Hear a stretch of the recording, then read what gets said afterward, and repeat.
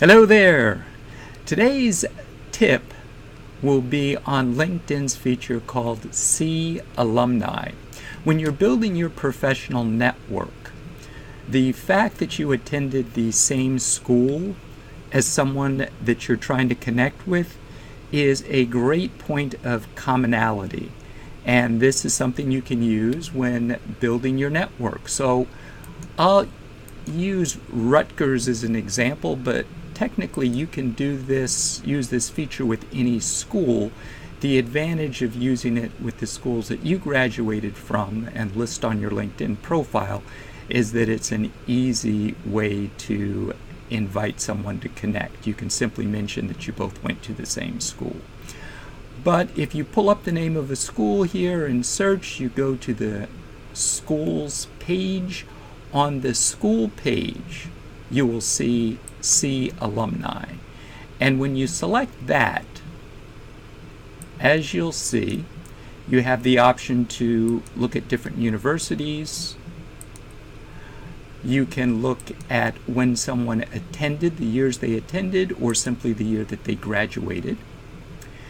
And you can search for alums by, as you can see, title, keyword, company. Now, right off the bat, there's some information about where they live, where they work, what they do,